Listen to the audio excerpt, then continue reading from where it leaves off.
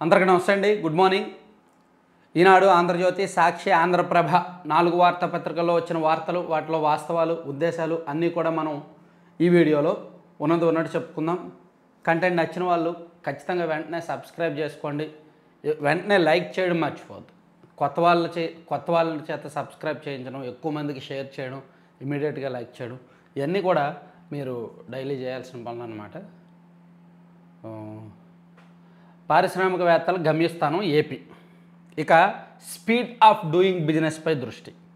ముఖ్యమంత్రి చంద్రబాబు వెల్లడి. శ్రీ సిటీలో 1570 కోట్లతో 15 పరిశ్రమల ప్రారంభం, 1213 కోట్లతో 5 కంపెనీల ఏర్పాటుకు తప్పిదాలు, 6 పరిశ్రమలకు శంకుస్థాపనలు.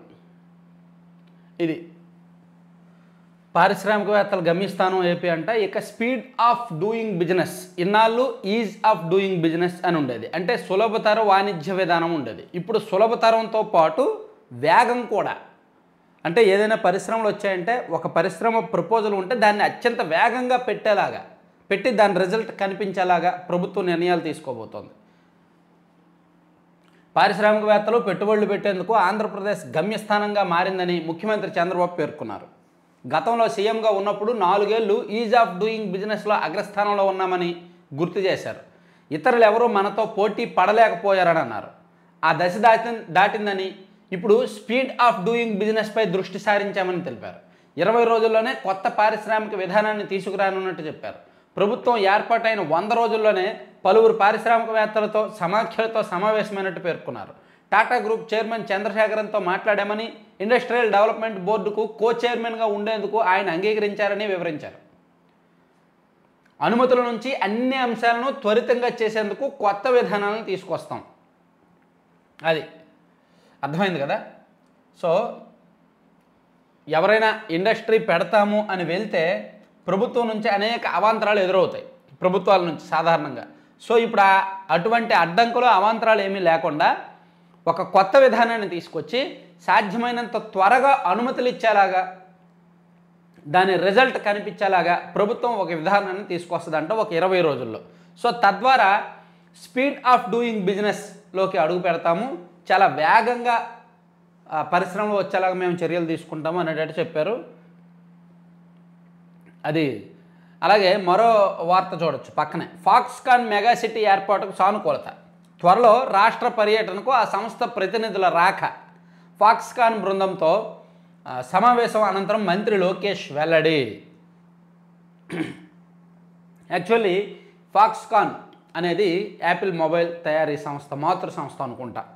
సో వాళ్ళు 2018లోనే యాక్చువల్లీ మన రాష్ట్రంలో ఒక పరిశ్రమ పెట్టాలనుకున్నారు, అమరావతి ఆ ప్రాంతంలో. కానీ అది 2020 వచ్చేసరికి తరలిపోయి చెన్నైకి వెళ్ళిందనమాట. ఫాక్స్కాన్ ఇప్పుడు చెన్నైలో పెట్టినట్టున్నారు. సో ఆంధ్రప్రదేశ్లో పెట్టడానికి మళ్ళీ ప్రయత్నాలు జరుగుతున్నాయని చెప్పారు.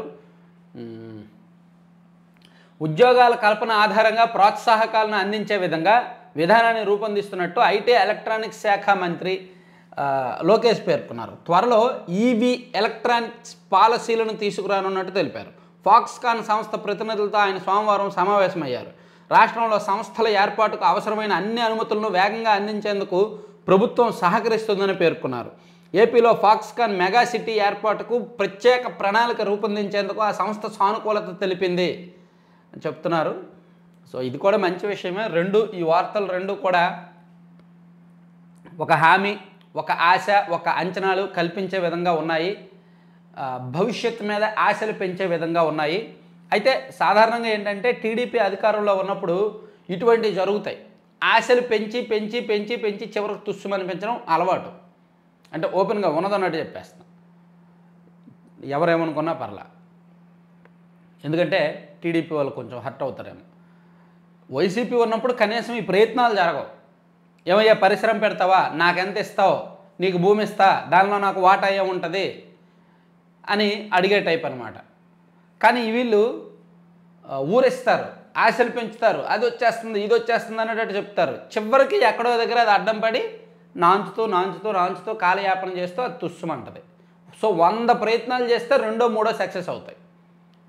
2 or 3% మాత్రమే సక్సెస్ రేట్ ఉంటుంది పరిశ్రమల విషయంలో, పెద్ద ఇండస్ట్రీస్ విషయంలో. అయితే చంద్రబాబు గారు సీఎం అయిన ప్రతిసారి కూడా ఏదో ఒక స్ట్రాంగ్, ఇప్పుడు గతంలో సీఎంగా ఉన్నప్పుడు ఆయన కియా తీసుకురాగలిగారు, అలాగే ఇంకొన్ని తీసుకురాగలిగారు, కొన్ని అమలు చేయకముందే వెళ్ళిపోయినాయి. సో ఇప్పుడు కూడా ఫాక్స్కాన్ అనేది మామూలు విషయం కాదు, అది వస్తే చాలా మంచిది. అలాగే అంతెందుకు నాకు డౌట్ అండి, అమర్ రాజా 9,500 కోట్లు వెనక్కి వెళ్ళిపోయినాయి, పిలవచ్చుగా. తెలంగాణ వెళ్ళిపోయినాయి, వీలైతే మన ఆంధ్రప్రదేశ్కి పిలవచ్చుగా అమర్ రాజాని. వస్తే ఈజీగా 10,000 మందికి ఉద్యోగాలు వస్తాయిగా. తెలంగాణలో కూడా అది పెట్టలేదంట, అక్కడ కూడా గందరగోళం జరుగుతుంది. సో వీలైతే గల్లా జయదేవ్ గారిని ఒప్పించి ఆ 9,500 కోట్లు ఆంధ్రప్రదేశ్లో పెట్టేలా చేయండి. ఎలాగో వైసీపీ వెళ్ళిపోయిందిగా శత్రుత్వం, అది ఆలోచించవచ్చు. సో అంటే మాటల్లో కాదు చేతల్లో కావాలి అన్నమాట. అది మనకి చంద్రబాబు గారు విజనరీ బాగుంటుంది, ఆ సంవత్సరానికి అలా వెళ్దాం, ఈ సంవత్సరానికి ఇలా వెళ్దాం అని విజనరీ బాగుంటుంది. భవిష్యత్తు మీద అంచనాలు పెంచుతారు, ఆశలు పెంచుతారు. కానీ ఆయన అంచనాలను, ఆయన ఆశలను పార్టీ నాయకులు, కొంతమంది ఎమ్మెల్యేలు ఎక్కడో దగ్గర చెడగొట్టి ప్రజల్లో చెడ్డ పేరు తెచ్చుకుంటారు. సో ఈసారి అది జరగకుండా ఉండాలని కోరుకుందాం గట్టిగా, అంతకుమించి ఇంకేం చేయలేం.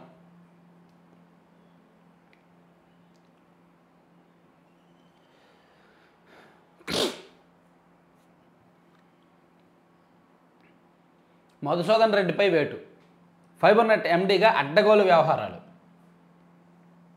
జగన్ జమానాలో అవకతవకలు, విచారణలో గుర్తించిన రాష్ట్ర ప్రభుత్వం, కేంద్ర సర్వీసులకు వెళ్లకుండా చర్యలు, అమరావతి విడిచి వెళ్ళరాదని ఆదేశాలు. ఎంతమంది అండి బాబు, ఎంతమంది అండి. Excise beverages corporation MD Vasudeva Reddy, గనుల శాఖ MD Venkata Reddy, fibernet MD Madhusudan Reddy. ఏమి నిర్వాకాలు వెలగబెట్టారో. ఫైబర్నెట్ ప్రస్తుత ఎండి నుంచి అందిన నివేదిక ఆధారంగా ప్రాథమికంగా పలు అక్రమాలను ప్రభుత్వం గుర్తించింది. అక్రమాలు నిగ్గుతేలే వరకు ఆయన రాష్ట్రం విడిచి వెళ్లకుండా చూడాలని నిర్ణయించింది. మధుసూదన్ రెడ్డి బాధ్యతలు చేపట్టినప్పటి నుంచి ఫైబర్నెట్ను జేబు సంస్థలా మార్చేశారు. వైకాపా ముఖ్య నేతల సిఫార్సుల ఆధారంగా ఇష్టారాజ్యంగా కాంట్రాక్టు ఉద్యోగుల నియామకాలు చేపట్టారు. సోదరుడికి నిర్వహణ కాంట్రాక్టు, మేనల్లుడికి హెచ్ఆర్ విభాగానికి ఇన్ఛార్జి, ఒక్కొక్క విభాగానికి అస్మదీయులు పర్యవేక్షకులుగా ఒక పెద్ద క్వార్టర్ని నిర్మించుకున్నాడంట మహానుభావుడు. ఫైబర్నెట్ని ఆయన సొంత సంస్థలాగా, వైసీపీ నాయకులు జేబు సంస్థలాగా మార్చేసి నిధుల దుర్వినియోగం భారీగా జరిగినట్టు గుర్తించారు. సో అతని మీద సిఐడి ఎంక్వైరీ జరుగుతోంది. ఇవి అక్రమాలు. వైకాపా ముఖ్య నేతల సిఫార్సులతో వచ్చిన వారికి ఫైబర్నెట్ను ఉపాధి కేంద్రంగా మార్చేశారు. 2019లో ఏటా 7.08 కోట్లు ఉండే సంస్థ జీతాల పద్దును 48 కోట్లకు పెంచారంట. వైకాపా నేతల అవినాష్ రెడ్డి, విజయసాయిరెడ్డి ముఖ్య నేత భార్య నుంచి వచ్చిన సిఫార్సు లేఖల ఆధారంగా సంస్థ అవసరాలకు మించి కాంట్రాక్ట్ సిబ్బందిని నియామకాలు చేపట్టారు. ప్రస్తుతం మొత్తం 1,299 మంది సిబ్బంది పనిచేస్తున్నారు. వారిలో శాశ్వత సిబ్బంది 2. మిగిలిన వారిలో అత్యధిక శాతం వైకాపా నేతల సిఫార్సుల ఆధారంగా నియమితులైన వాళ్ళే. తన సోదరుడికి ఏటా 12 కోట్ల చొప్పున అప్పనంగా చెల్లించారు. సంస్థ సిబ్బందినే పనులకు ఉపయోగించి నిర్వహణ పనులంటూ నెలకు 1 కోటి చొప్పున చెల్లించినట్టు ఆరోపణలు ఉన్నాయి. ఫైబర్నెట్లో ఏదో పనిచేసినట్టు ఉద్యోగాల్లోకి తీసుకోవడం, వైఎస్ఆర్ కాంగ్రెస్ పార్టీ నాయకుల ఇళ్లలోనూ వీళ్ళ పర్సనల్ పనులకు వాడుకోవడం, అది ఎక్కువ జరిగింది. సాక్షిలో సిబ్బందికి కూడా ఈ సంస్థ నుంచే కొంతమందికి జీతాలు ఇచ్చారంట. సో ఆ నిర్వాకాలన్నీ బయటకు వస్తాయి. ఉపాధి పనుల్లో ఎవరు తప్పు చేసినా చర్యలు తప్పవు. సోషల్ ఆడిట్ విభాగం పైన నిఘా పెట్టే పరిస్థితికి దిగజార్చారు. ఉపాధి హామీ పథకం అమలుపై మంత్రి పవన్ కళ్యాణ్. ఉపాధి హామీ పథకం గ్రామాల్లో ఏదో కాలువలు తవ్వకానికో, పూడికి తీయడానికో, రోడ్లు తీయడానికో, పొలాలకు దారులు బాటలు వేయడానికో, దేనికో దానికి ఉపాధి హామీ పథకం మనకు ఒక రకంగా కల్పదేను లాంటిది. ఎంత వాడుకుంటే అంత చెప్పాను కదా. ఒక గ్రామానికి 1,00,000 రూపాయల పనులైనా చేయొచ్చు, 1 కోటి రూపాయల పనులైనా చేయొచ్చు. 1,00,000 రూపాయల పనులు చేస్తే 60,000 రూపాయలు మెటీరియల్ కాంపనెంట్గా గిఫ్ట్ వస్తుంది. 1 కోటి రూపాయల పనులు చేస్తే 60 లక్షల రూపాయలు మెటీరియల్ కాంపనెంట్గా గిఫ్ట్ వస్తుంది. సో వేజ్, అక్కడ జరిగే వేజ్ని బట్టి, అక్కడ కూలీలకి ఇచ్చే వేతనాన్ని బట్టి మెటీరియల్ కాంపనెంట్ వస్తుంది. ఆ మెటీరియల్ కాంపనెంట్ అంటే మనం దానికి విలువైన మెటీరియల్ తెచ్చుకొని, ఫర్ ఎగ్జాంపుల్ సిమెంట్ కానీ, ఐరన్ కానీ, చిప్స్ కానీ ఇవన్నీ తెచ్చుకొని ఒక 40% కూలీలను యాడ్ చేసి రోడ్లు వేసుకోవచ్చు, డ్రైన్లు వేసుకోవచ్చు, ఎన్నో అభివృద్ధి పనులు చేయొచ్చు. 2014 నుంచి 19 వరకు ఈ కల్పధేనువుని ఉపయోగించుకునే గ్రామాల్లో సీసీ రోడ్లు మౌలిక సదుపాయాలు ఎక్కువగా జరిగాయి 2014 నుంచి 19 వరకు. సో 2019 నుంచి 24 వరకు దీని జోలికి ఎవరు వెళ్ళలేదు. ఇప్పుడు మళ్ళీ పవన్ కళ్యాణ్ గారు దాని మీద ఫోకస్ పెట్టారు. ఉపాధి హామీ పనులను ఎంత వాడుకుంటే అన్ని నిధులు వస్తాయి, వేల కోట్ల నిధులు రాబెట్టవచ్చు, అది మంచి అవకాశం. అయితే అవినీతి లేకుండా ఇక్కడ ఉపాధి హామీలో అవినీతి జరగకుండా ఉండడానికి సోషల్ ఆడిట్ అనే విధానాన్ని తెచ్చారు.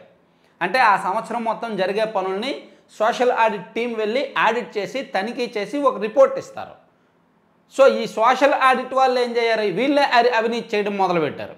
వెళ్ళి తనిఖీ చేయకుండా రిపోర్ట్లు ఇవ్వడం, వాళ్ళ దగ్గర వాటాలు తీసుకొని డబ్బులు తీసుకొని రిపోర్ట్లు ఇవ్వడం మొదలుపెట్టారు. సో అందుకే సోషల్ ఆడిట్ మీదే నిఘా పెట్టే స్థాయికి దిగజార్చారని నేను పవన్ కళ్యాణ్ గారు అన్నారనమాట. సో పవన్ కళ్యాణ్ గారికి ఒక మంచి అవకాశం గ్రామాలను అభివృద్ధి చేయడానికి. ఏం చేయక్కర్లా, 2014 నుంచి 19 వరకు ఎలాగైతే గ్రామీణ ప్రాంతాల్లో సీసీ రోడ్లు ఉపాధి హామీ పనులు కలకలాడాయో అలా ఉంటే చాలు. అలా ఉంటే అన్ని రకాలుగానూ బాగుంటుంది. అలాగే కలుషితాహారానికి 3 చిన్నారులు బలి, మరో 35 మందికి తీవ్ర అస్వస్థత. అనకాపల్లి జిల్లాలో ఓ ట్రస్ట్ హాస్టల్లో దారుణం, నిర్వాహకుడి అరెస్టు హత్య కేసు నమోదు. ఘటనపై ఉన్నత స్థాయి విచారణకు సీఎం ఆదేశం. మృతుల కుటుంబాలకు 10 లక్షల చొప్పున పరిహారం. ఇది మరీ దారుణం అండి. వారంతా గిరిజన ప్రాంతాలకు చెందిన పిల్లలు. ఒక హాస్టల్లో, ఒక ట్రస్ట్కి సంబంధించిన హాస్టల్లో ఉంటున్నారు. ఓ ఫంక్షన్లో ఎక్కడో ఫంక్షన్ జరిగితే అక్కడ బిర్యానీ మిగిలిందంట. ఆ మిగిలిన బిర్యానీ తీసుకొచ్చి వాళ్ళకి పెట్టారు. అది తిన్న వాళ్ళందరికీ కూడా రివర్స్ కొట్టింది. అందులో 3 చనిపోయారు, మిగిలిన వాళ్ళందరూ కూడా హాస్పిటల్లో ట్రీట్మెంట్ తీసుకుంటున్నారు. చూసారా, పిల్లలకు పెట్టే ఫుడ్ విషయంలో అది ఎప్పుడు బిర్యానీయో, ఎక్కడ మిగిలిందో, అంటే ఎప్పుడు చేశారో. ఫంక్షన్లో తినే వాళ్ళకు బాగానే ఉండడం ఏంటి, ఫంక్షన్లో తిన్న వాళ్ళకి బాగానే ఉంది, అది మిగిలిందని తీసుకొచ్చి తిన్న పిల్లలకు రివర్స్ కొట్టింది. అంటే మేబీ ఫంక్షన్లో మిగిలిపోయిన ఫుడ్ ఇవ్వడం తప్పు కాదు, కానీ ఇమీడియట్గా ఇవ్వాలి. సాధారణంగా ఏం చేస్తారంటే మధ్యాహ్నం టైంలో ఫంక్షన్ అయితే అది రాత్రికి వాడి రాత్రి కూడా మిగిలాక ఇస్తామంటారు. అలా చాలా చోట్ల కక్కుర్తి వ్యవహారాలు ఉంటాయి. అలా కాకుండా మిగిలితే ఇమీడియట్గా ఇచ్చేలా ఉండాలి. అలా ఇస్తే కరెక్ట్. కానీ ఒక పూట దాటిందంటే దానిలో తేడాకు వస్తుంది అన్నమాట. ఫుడ్ చాలా డేంజర్. వారంతా ఆదివాసీ పిల్లలు. బొవ్వ పెడతాం, బడికి పంపి అక్షరాలు నేర్పుతాం, మా దగ్గరకు పంపండి అంటే పిల్లల బతుకులు బాగుపడుతుందని తల్లిదండ్రులు ఆశపడ్డారు. నమ్మి ఆ పాస్టర్ వెంట పంపించారు. మత ప్రచార సంస్థ ట్రస్ట్ ముసుగులో నిర్వహిస్తున్న ఆశ్రమంలో చేరిన ఆ పసిపిల్లలు అక్షరం మొక్క నేర్చుకోకముందే కలుషిత ఆహారానికి బలైపోయారు. వసతి గృహ నిర్వాహకుడి నిర్లక్ష్యానికి అభం శుభం తెలియని 3 చిన్నారులు ప్రాణాలు పోగొట్టుకున్నారు. మరో 35 మందికి పైగా పిల్లలు తీవ్ర అస్వస్థతకు గురై ఆసుపత్రిలో చికిత్స పొందుతున్నారు. అనకాపల్లి జిల్లా కోట ఉరట్ల మండలం కైలాసపట్నంలో ఈ విషాద ఘటన చోటు చేసుకుంది. చూసారా, దారుణమే కదా. తర్వాత ఇది ఎవరి గురించి తెలుసుగా ఈ వార్త ఎవరి గురించి అనేది ఐడియా వచ్చిందా? ఆ ఫోటో చూస్తేనే తెలిసిపోద్ది.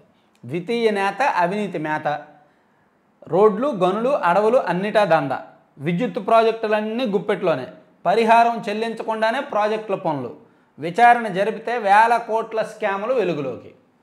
పెద్దిరెడ్డి రామచంద్రారెడ్డి గారి గురించి ఆయన వెలగబెట్టిన ఘనకార్యాలన్నీ కూడా వైసీపీ ఓడిపోయినప్పటికీ ఈనాడులో ఎంత ప్రముఖంగా రాశారు అంటే ఆయన్ను కాపాడడానికి కూటమి ప్రభుత్వంలో కొంతమంది పెద్దలే ప్రయత్నిస్తారంటే మీరు ఆశ్చర్యపోగలరు. ఖచ్చితంగా ఆశ్చర్యమే. ఆయన్ను కాపాడడానికి, ఆయన జోలికి మాత్రం ఎవరు వెళ్ళరు, ఆయన సేఫ్గా ఉంటారు. ఆయన్ను కాపాడడానికి కూటమి ప్రభుత్వంలో చాలామంది ప్రయత్నాలు చేస్తున్నారు. యాక్చువల్లీ గత ప్రభుత్వంలో అందరికంటే ఎక్కువ అవినీతి చేసింది ఆయనే.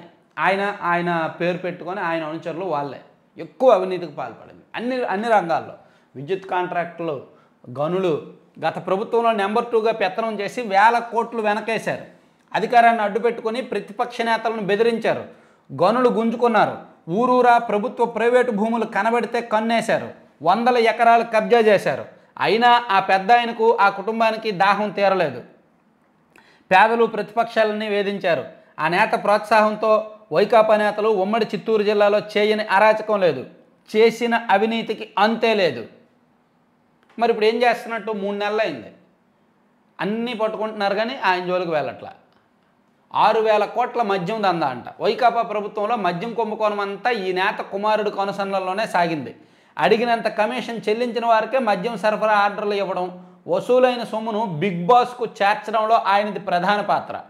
రాష్ట్రంలో పెద్ద డిస్టిలరీల్లో ఒకటైన నంద్యాలలోని డిస్టిలరీని ఈ నేత కుమారుడు అనధికారికంగా గుప్పిట్లోకి తెచ్చుకున్నారు. అంటే ఎస్పీవై ఆగ్రోస్, అదే నంద్యాలలో అతిపెద్ద అంటే ఎస్పీవై ఆగ్రోస్ అనధికారికంగా గుప్పిట్లోకి తెచ్చుకున్నారు. కృష్ణా జిల్లాలోని మరో డిస్టిలరీలో పాగా వేశారు. ఇక్కడ జే బ్రాండ్లు తయారు చేయించారు.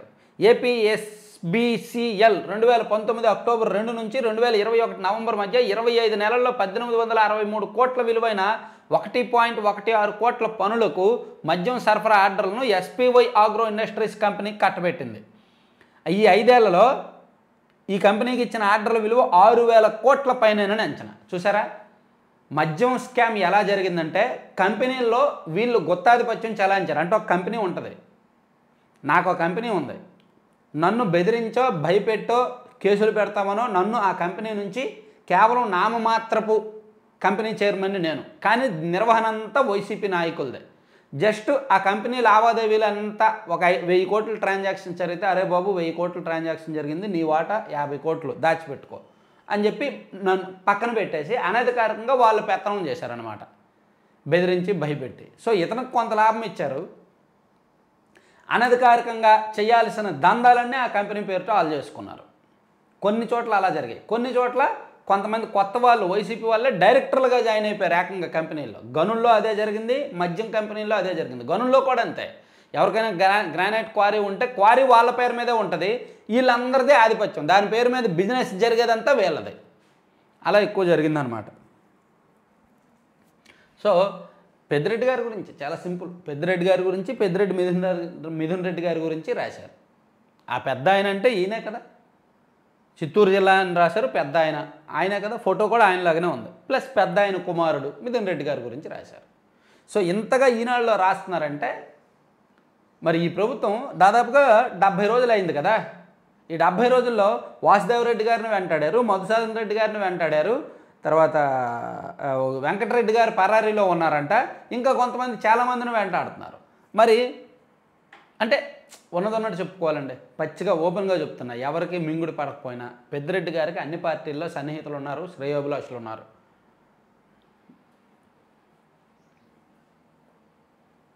సరే ఇది ఈనాడు పక్కన పెట్టే సాక్షికి వెళ్దాం కాసేపు. ఏపీపీఎస్సీ నిర్వీర్యం, చైర్మన్ కావాలను అని రాశారు. ఇన్ఛార్జి సైతం లేక నిలిచిపోయిన 10కి పైగా నోటిఫికేషన్. గ్రూప్ 1, 2 మెయిన్స్ సహా 21 నోటిఫికేషన్ల పరీక్షలు పెండింగ్లో. కనీసం తేదీలు కూడా వెల్లడించలేని దుస్థితి. రాజ్యాంగబద్ధమైన పదవి గతంలో ఇన్ని రోజులు ఎన్నడూ ఖాళీగా లేదు. లక్షల మంది విద్యార్థుల భవిష్యత్ అగమ్యగోచరం. కాలయాపనతో ఆందోళనలో నిరుద్యోగ యువత. కూటమి సర్కార్ రాజకీయ క్రీడకు ఉద్యోగార్థులు బలి. ఇది ఏపీపీఎస్సీకి నిజంగా చైర్మన్ లేకపోవడం, గత 5 ఏళ్లలో దీన్ని రాజకీయ సంస్థగా మార్చేశారు.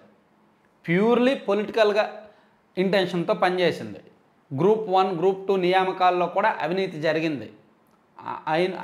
అయిన వరకు అందలం ఎక్కించారు, అక్కడ వరకు ఓకే. గత 5 ఏళ్లలో అలా వెలగబెట్టారు. మరి వీళ్ళు వచ్చిన ఈ 70 రోజుల్లో అసలు ఖాళీగా ఉండకూడదు. ఇటువంటి ఏపీపీఎస్సీ అనే సంస్థ చాలా ఇంపార్టెంట్, చాలా ముఖ్యమైనది. ఒక సివిల్ సర్వీసెస్ ఉద్యోగిని దానికి చైర్మన్గా నియమించి నెక్స్ట్ ప్రొసీజర్, నెక్స్ట్ ఉద్యోగ నియామకాలు అదంతా కూడా చెయ్యాలి. ఏపీపీఎస్సీ ఎంత యాక్టివ్గా ఉంటే అంత మంచిది. కానీ ఈ కూటమి ప్రభుత్వం వచ్చాక ఇప్పటి వరకు చైర్మన్ నియమించాల, అట్లీస్ట్ ఇన్ఛార్జ్ చైర్మన్ కూడా లేరు. గతంలో జరిగిన తప్పులు బయటకు రావట్లేదు, ఈ ప్రభుత్వము దాన్ని సరిదిద్దే ప్రయత్నం చేయట్లేదు. ఏమనంటే ఇంకా టైం ఉంది అప్పుడే ఏంటి అంటున్నారు. టైం ఉంది కరెక్టే, అన్నిటికీ టైం ఉంది, కానీ 70 రోజులు అవుతుంది. ఏపీపీఎస్ అంటే ఏది ఇంపార్టెంట్, అట్లీస్ట్ దీనికైనా సరే ఎంత ఎర్లీగా దీని మీద ఫోకస్ పెడితే అంత మంచిది.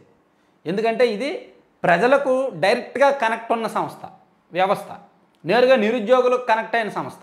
వాళ్ళు అబ్జర్వ్ చేస్తారు ఏపీపీఎస్సీలో ఏం జరుగుతోంది అనేది, వాళ్ళు అబ్జర్వ్ చేస్తారు. పైగా చాలా నోటిఫికేషన్లు పెండింగ్లో ఉన్నాయి, చాలా నియామకాలు పెండింగ్లో ఉన్నాయి.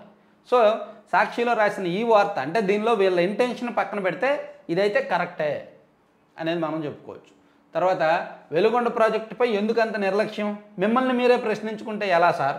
మీరేగా నిర్లక్ష్యంగా వదిలేశారు దాన్ని, వెలుగొండ ప్రాజెక్టుని. సంవత్సరంలో పూర్తి చేయాల్సిన ప్రాజెక్టు. అవరోధాలను అధిగమించి టెన్నల్ 1 టెన్నల్ 2ను విజయవంతంగా మేమే పూర్తి చేసాం. R&R కోసం వైఎస్ఆర్సీపీ ప్రభుత్వ హయాంలో అన్ని ప్రణాళికలు సిద్ధం చేశాం. చంద్రబాబు ప్రభుత్వం నిర్వాసితుల పునరావాసాలను పట్టించుకోవడం లేదు. అమాంతంగా పనుల అంచనాలు పెంచి కాంట్రాక్టులకు ఇవ్వడం మీదే ఆయన యావ. తక్షణమే నిర్వాసితుల పునరావాసానికి 1200 కోట్లు ఇవ్వండి. కరువు నేలకు అందాల్సిన కృష్ణా జలాలు కడలి పాలవుతున్నాయి. ఈ సీజన్లో వెలుగొండను నింపండి.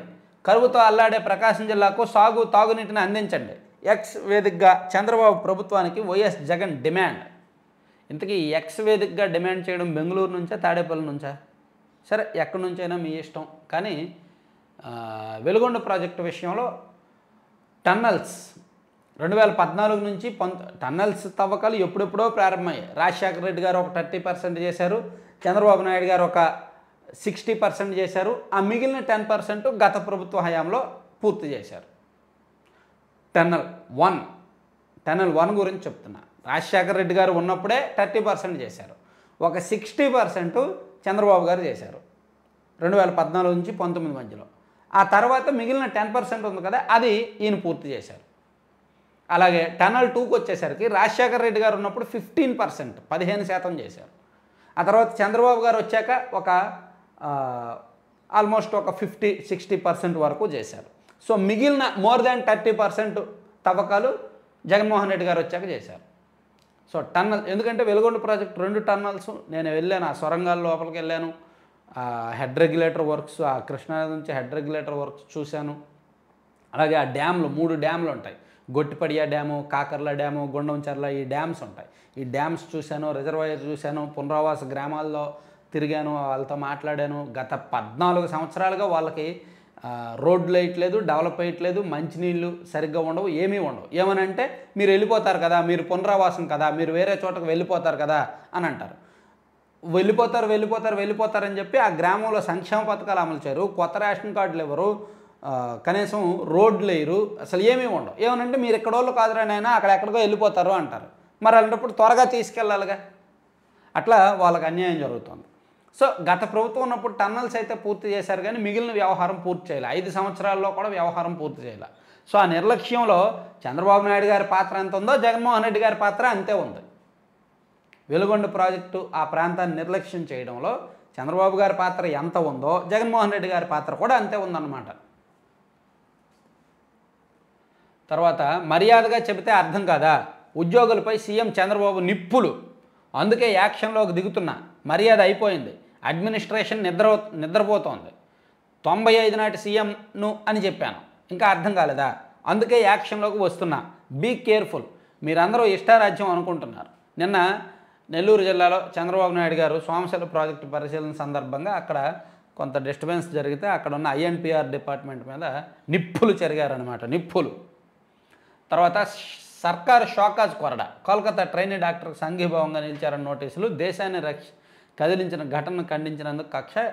ఏఎస్ఆర్ జిల్లాలో 33 మంది మిడ్ లెవెల్ హెల్త్ ప్రొవైడర్లపై అక్కసు. రాష్ట్ర ప్రభుత్వ నిర్ణయంపై దేశవ్యాప్తంగా విస్మయం అంట. రాష్ట్రంలో రెడ్ బుక్ టెర్రరిజాన్ని పెంచి పోషిస్తున్న ప్రభుత్వం ఇప్పుడు భావ ప్రకటన స్వేచ్ఛను హరిస్తోంది. దాడులు దౌర్జన్యాలతో ఇప్పటికే రాక్షసానందం పొందుతున్న టీడీపీ, జనసేన, బీజేపీ సర్కారు ఇక్కడ వ్యక్తిగత స్వేచ్ఛకు, అన్యాయంపై ప్రశ్నించే గొంతుకు తావులేదన్నట్టుగా తన తీరును, భావ దారిద్ర్యాన్ని నిర్లజ్జగా ప్రదర్శిస్తోంది. సో కలకత్తాలో జరిగిన ఘటన మీద నిరసన వ్యక్తం చేసిన సిబ్బంది కంట ప్రభుత్వం నోటీసులు ఇచ్చిందంట, షోకాజ్ నోటీసు. అది కొంచెం చూసుకోవాలి కదా. అట్లాంటి వాళ్ళకి ఎలా షోకాజ్ నోటీస్ ఇస్తారు? సంఘీభావం ప్రకటించడం తప్పు కాదుగా. సరే, అది అందులో వాస్తవం ఏంటో కొంచెం కనుక్కొని చెప్తా. సాక్షిలో రాసేసరికి నాకు నమ్మబుద్ధి లేదు. అందులో వాస్తవం ఏంటో కనుక్కొని ఒకసారి వీడియో చేస్తా. తర్వాత జర్నలిజం ముసుగులో 5 కోట్ల డిమాండ్. TV5 మూర్తిపై సంచలన వీడియో విడుదల చేసిన వేణుస్వామి దంపతులు. మీడియా ముసుగులో కోట్ల డిమాండ్ ఎంత ఇస్తారో చెప్పండి. తన అనుచరునితో మూర్తి బేరసారాలు. అంత ఇచ్చుకునే స్తోమత లేదు. చేసుకుంటామంటున్న ప్రముఖ జ్యోతిష్యుడు వేణుస్వామి, ఆయన సతీమణి వీణా శ్రీవాణి. అదండి పరిస్థితి. మొత్తానికి వేణుస్వామి గారికి ఏదో ఒక కాంట్రవర్సీ కావాలి. అన్నిటిలో కూడా వేలు పెట్టి వాసన చూసుకునే రకం అనుకుంటా, కావాలని కాంట్రవర్సీలు క్రియేట్ చేసే రకం అనుకుంటా. ఈ సోషల్ మీడియా వచ్చాక చాలామందికి ఫేమస్ అవ్వాలనే పిచ్చి మధ్య వాళ్ళు ఏం చేస్తున్నారు వాళ్ళకే తెలియట్లా. యాక్చువల్లీ జర్నలిస్టులు అంటే వెధవలే, నేను ఒప్పుకుంటా. ఎందుకంటే నేను ఆ ఫీల్డ్లో ఉన్నాను కాబట్టి, చాలామంది జర్నలిస్టులను చూశాను కాబట్టి. నిజంగా జర్నలిస్టులు అంటే వ్యవస్థకి చెడ్డ పేరే. ఎందుకంటే మీడియా యాజమాన్యాలు కూడా అలాగే తయారయ్యాయి, జర్నలిస్టులు అలాగే తయారయ్యారు. సో అందుకే కాస్త ఆత్మగౌరవం ఆత్మాభిమానం ఉన్నవాళ్ళు ఏ సంస్థల్లో కూడా పని చేయలేరు, సొంతంగా ఏదో ఒకటి చేసుకుందామని అని బయటకు వచ్చేస్తారు. సో అటువంటి వాటిల్లో ఎంతో కొంత విలువలు పాటిస్తున్న వ్యక్తి నాకు తెలిసి మూర్తి గారు. ఆయన చాలా మొండి, ఒక రకంగా సిన్సియరే. ఎందుకు నాకు ఎలా తెలుసు అంటే, నేను ఆల్రెడీ రాత్రి ఒక వీడియోలో చెప్పా, నిన్న సాయంత్రం ఒక వీడియో చేశా. మూర్తి గారి మీద ఆరోపణ వచ్చిన వెంటనే నాకు తెలిసిన మూర్తి గారు ఏంటి అనేది ఇదిగోండి, నేను చేసి 66,000 వ్యూస్ వచ్చాయి, రాత్రే పోస్ట్ చేశా. సో యాక్చువల్ ఆయన గతంలో ఏదైతే సంస్థలో పనిచేశారో అదే సంస్థకి నాకు లింక్స్ ఉన్నాయన్నమాట. అప్పుడు మూర్తి గారు ఎక్కడా కాంప్రమైజ్ అవ్వకుండా వార్తలను తీసుకొచ్చేవాడు, ఇన్వెస్టిగేట్ చేసేవాడు, వాళ్ళేమో పెట్టేవాళ్ళు కాదు. సో ఈయన అంత మొండిగా పని రాక్షసుడు. సో ఆయన్ను పంపించారు. అంటే ఆయన ఎక్కడ లొంగే రకం కాదు. అయినా సరే అతని మీద ఆరోపణ చేశారంటే, అంటే జర్నలిస్ట్ అనేవాడు చాలా ఈజీ అండి. అంటే పబ్లిక్ లైఫ్లో ఉన్నవాళ్ళు, రాజకీయ నాయకులు కానీ, జర్నలిస్టులు కానీ, లేదా రకరకాల అధికారులు కానీ, ప్రజలతో సంబంధం ఉన్న అధికారులు కానీ, వీళ్ళని చాలా ఈజీగా తప్పట్టచ్చు, చాలా ఈజీగా మొహం మీద బురజల్లేయచ్చు, లేదా గుడ్డ కాల్చి మొహం మీద వేసేయచ్చు. అయితే వాళ్ళు కూడా అలాగే తయారయ్యారు. ఇందులో మాత్రం మూర్తి గారి దానిలో వాస్తవం అయితే ఉండదు. మూర్తి గారు అయితే ఆ టైప్ కాదు. ఇంకో జర్నలిస్ట్ మీద ఏమైనా ఆరోపణ వస్తే నేను నమ్ముతానేమో కానీ, అనుమానిస్తానేమో కానీ, మూర్తి గారి మీద వచ్చింది కాబట్టి మనం అనుమానించక్కర్లేదు కూడా. అంతా ఆర్భాటం, ప్రచార కండూతి. గత ప్రభుత్వ హయాంలోనే ప్రారంభమైన కంపెనీలను శ్రీ సిటీలో మళ్ళీ ప్రారంభించిన సీఎం చంద్రబాబు. జిఐఎస్లో ఒప్పందం చేసుకున్న బెల్ ఫ్లేవర్స్, జెన్ లెనిన్ కంపెనీల ఉత్పత్తి ప్రారంభం. జిఐఎస్లో ఒప్పందం చేసుకున్న జిఐఎస్లో ఒప్పందాలు అమలవుతున్నాయి ఏంటి? అక్కడ అంతా కూడా రియాలిటీ షో కదా, అయిపోయాక వాళ్ళే వెళ్ళి పెయిడ్ ఆర్టిస్టులు అందరూ వెళ్ళారు కదా, ఒప్పందాలు జరిగాయా? విశాఖ నుంచి శ్రీ సిటీకి తరలించిన ఎల్జీ పాలిమర్స్ వాణిజ్య కార్యకలాపాలు షూరు. నాటి మంత్రి గుడివాడ సమక్షంలో ఒప్పందాలు చేసుకున్న 2 కంపెనీలకు శంకుస్థాపన. ఎన్జీసీ ట్రాన్స్మిషను, టీఐఎల్ హెల్త్ కేర్ రెండో దశకు గత ప్రభుత్వ హయాంలోనే విస్తరణ ఒప్పందాలు. వైఎస్ జగన్ ఇచ్చిన ప్రోద్బలంతో మరింత విస్తరణకు ముందుకు వచ్చిన డైకిన్ ఎక్సలెంట్ ఫార్మా. గత ప్రభుత్వం కృషిని చంద్రబాబు తన ఖాతాలో వేసుకోవడంతో పరిశ్రమ వర్గాల విస్మయం లేదేమీ లేదు. ఇప్పుడు ప్రభుత్వం వచ్చిన 70 రోజుల్లోనే పరిశ్రమలు స్టార్ట్ అయ్యాయి అంటే గత ప్రభుత్వానికి ఆ క్రెడిట్ దక్కుద్దులేవయ్యా. మీ క్రెడిట్ మీకు ఇస్తారులే, ప్రజలు ఇస్తారులే. 11 ఇచ్చారు కదా, నెక్స్ట్ ఎలక్షన్స్లో ప్రజలు ఇస్తారులే. మీ క్రెడిట్ మీకు దక్కదు అని మీరేం కంగారు పడద్దు. ఇప్పుడు ప్రభుత్వం వచ్చిన 70 రోజుల్లోనే కంపెనీలు ప్రారంభమయ్యాయి, ఉత్పత్తి ప్రారంభమైందంటే గత ప్రభుత్వానికి ఎంతో కొంత క్రెడిట్ ఉంటుంది, వాటా ఉంటుంది. ఇచ్చేయండి. ఇదిగో చూస్తున్న ప్రజలు ఈ ప్రభుత్వానికి కూడా, ఈ వైసీపీకి కూడా కొంత క్రెడిట్ ఇవ్వండి. వీళ్ళ క్రెడిట్ వీళ్ళకి పోద్దేమోనని బాధపడుతున్నారు వీళ్ళు. విద్యార్థులే భవిష్యత్తు హీరోలు, యువతతోనే వికసిత్ భారత్ సాధ్యం. ఐఐటి సర్టిఫికేట్ సాధించిన వ్యక్తిగత ప్రతిష్టతో ఆగిపోకూడదు, సామాజిక అభివృద్ధికి కూడా కృషి చేయాలి, సంకుచిత దృక్పథాన్ని వెన్నాడాలి. సాక్షి ప్రత్యేక ఇంటర్వ్యూలో నీతి ఆయోగ్ సీఈఓ బీవీఆర్ సుబ్రహ్మణ్యం. మంచిది. ఇంకేమున్నాయి? అనకాపల్లిలో జరిగిన ఘటన సాక్షిలో ఫస్ట్ పేజీలో రాయలేదేంటి? విషాహారానికి 3 విద్యార్థులు బలి. అనకాపల్లి జిల్లా కైలాసపట్నంలో ఓ ఆశ్రమంలో ఫుడ్ పాయిజన్తో 3 విద్యార్థులు బలయ్యారు, మరో 35 మంది అస్వస్థకు గురయ్యారు. మిగిలిపోయిన బిర్యానీ పెట్టడంతో విద్యార్థులకు ఫుడ్ పాయిజన్ అయిందని ఇక్కడ రాశారు. తర్వాత ప్రాణం పోసుకున్న కొత్త వేరుశనగ విత్తనం అని రాశారు. తర్వాత న్యాయవాద వృత్తిలో అవకాశాలు అపారమని రాశారు. ఇది ఇప్పుడు ఆంధ్రజ్యోతికి వెళ్తే, ఆంధ్రజ్యోతిలో వయసు 30, కేసులు 34, ఒంటరి వృద్ధులే టార్గెట్, అనపర్తిలో అరెస్ట్ అంట. తొలుత పని మనిషిగా దగ్గరై అదును చూసి మొత్తం దోచేసి ఎక్కిలాడు. ఇప్పటికే 16 కేసులు, 10 సార్లు జైలుకు. బయటకు వచ్చాక కూడా 18 దొంగతనాలు. మంచి ఓటీటీ సినిమాకి పనికొస్తుంది మా స్టోరీ. తర్వాత వేగం పెంచేద్దాం, ఈజ్ ఆఫ్ డూయింగ్ నుంచి స్పీడ్ ఆఫ్ డూయింగ్ బిజినెస్కు సీఎం. విజన్ 2047 లక్ష్యంతో ముందుకు, 25 ఏళ్లలో 15% వృద్ధి రేటే లక్ష్యము. P4 మోడల్తో పేదరిక నిర్మూలన, మౌలిక సదుపాయాల కల్పనకు పెద్దపేట, నైపుణ్యానికి శ్రీకారము. నా సంస్కరణలు ఇప్పుడు ఫలితాలు ఇస్తున్నాయి చంద్రబాబు. శ్రీ సిటీలో 15 పరిశ్రమల ప్రారంభం, మొత్తం పెట్టుబడి. అదండి మొత్తం రాసుకొచ్చారండి, ఇందాక చెప్పుకున్నాం కదా అది.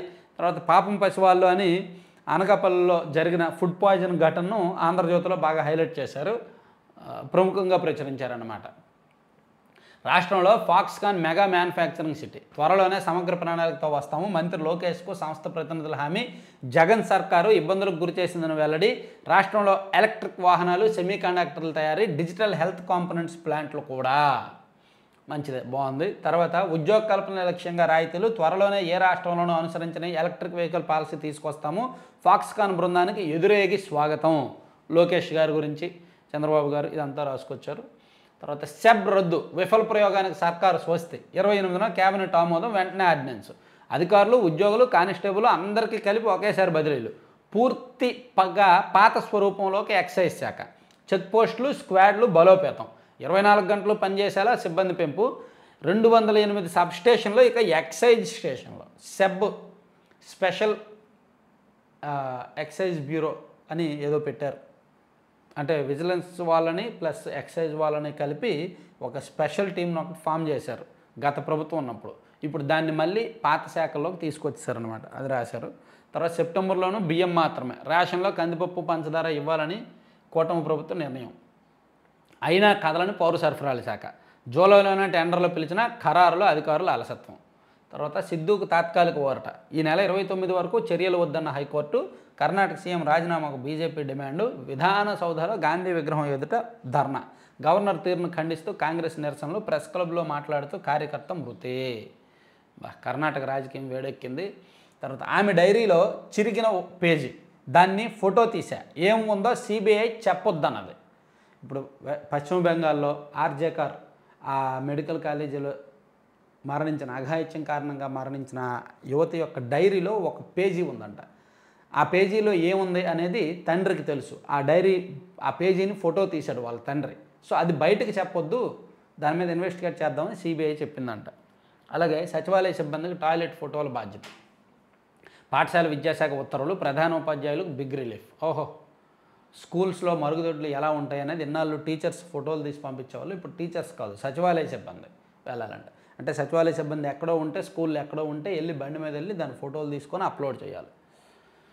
తర్వాత మధుసూదన్ రెడ్డి అక్రమాలకు అంతే లేదు.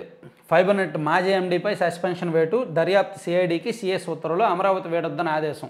ఇది ఇందాక చెప్పుకున్నాక అదే. తర్వాత ఇంధన రంగం ఆర్థిక భంగం. విధ్వంసం విలువ 1.77 లక్షల కోట్లు. జగన్ అసమర్థత విధానాలే కారణం. భారమంతా వినియోగదారులపైనే. కరెంట్ ఛార్జీలు పెంచుతారు.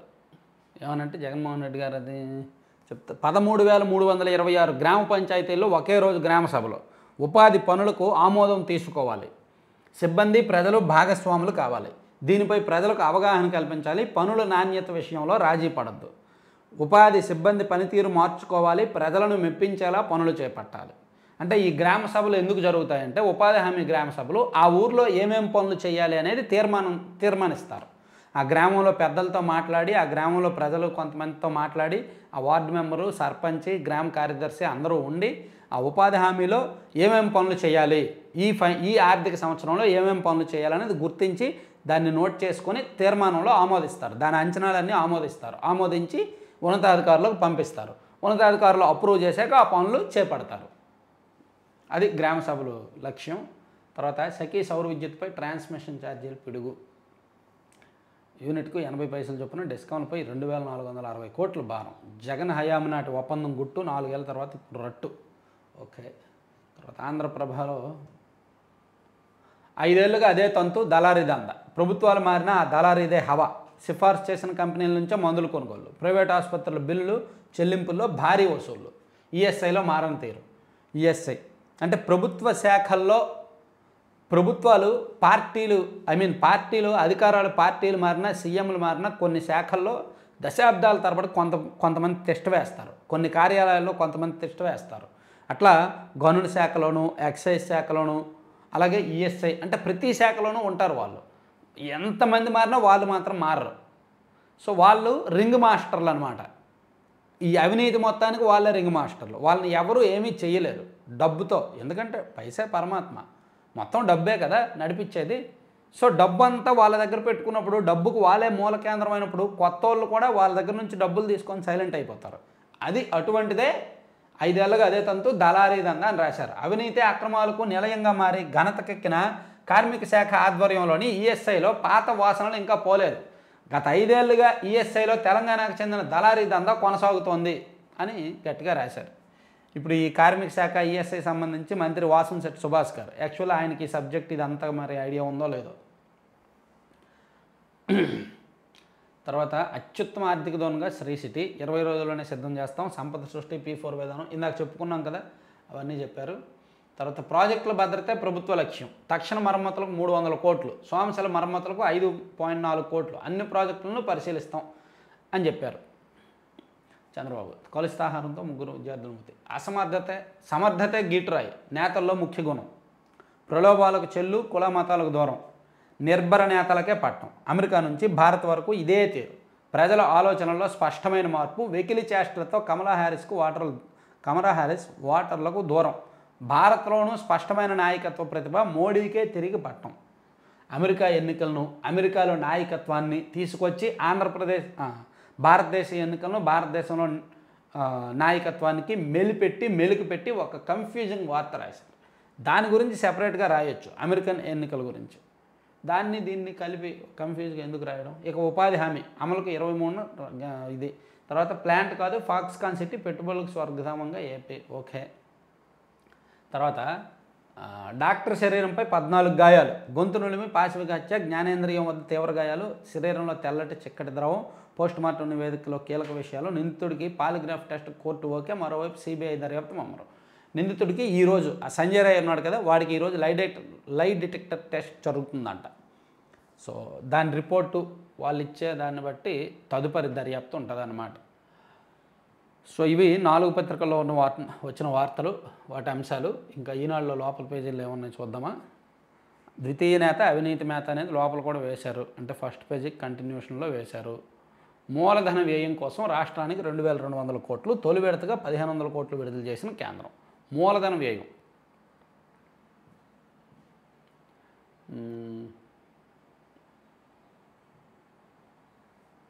నాడు వేధించిన పోలీసులకు నేడు పదోన్నతల. రికార్డులు మార్చి వైకాపా నేతల భూకబ్జాలు. తెదేపా కేంద్ర కార్యాలయానికి పోటెత్తిన బాధితులు. గత ప్రభుత్వంలో వైకాపా అనుయాయుల్లా మారిన కొందరు పోలీసు అధికారులు దాడులు చేసిన వైకాపా రౌడీ మోకల్ని వదిలి మాపైనే అక్రమ కేసులు బనాయించారు. విచారణ పేరుతో పోలీస్ స్టేషన్కు పిలిచి వేధించారు. కొత్త ప్రభుత్వం ఏర్పడ్డాక ముసుగులు మార్చి తెదేపా పక్షాన్ని చేరారు. ఇప్పుడు వారికే పదోన్నతలు ఇస్తున్నారు. దీనిపై విచారణ చేసి బాధ్యులపై చర్యలు తీసుకోండి అని వైసీపీ ఆఫీస్కి, టీడీపీ ఆఫీస్కి ఫిర్యాదులు వస్తున్నాయి. తర్వాత నకిలీ ఎన్సీసీ శిబిరంలో బాలికపై అత్యాచారం. నిందితుడు సహా 11 మందిపై ఫోక్సో కేసు నమోదు, అరెస్టు. ఎన్ని జరుగుతున్నాయో దేశంలో సంఘటనలు. ఎన్సీసీ క్యాంప్ పేరుతో నకిలీ శిబిరం నిర్వహించి 13 ఏళ్ల బాలికపై శిక్షకుడు అత్యాచారానికి పాల్పడిన ఘటన తమిళనాడులో చోటు చేసుకుంది. నిషేధిత జాబితా నుంచి భారీగా భూముల తొలగింపు. ఒక్క విశాఖలోనే 6700 ఎకరాలు తీసేసిన వైనం. వైకాపా నేతల సిఫార్సులతో చేసినవే ఎక్కువ అని రాసుకొచ్చారు. సరే, ఇవి మొత్తానికి 4 పత్రికల్లో ఉన్న వార్తలు అన్నమాట. ఇంకా కీలకమైన అంశాలను మనం నెక్స్ట్ వీడియోలో చూద్దాం. Thank you.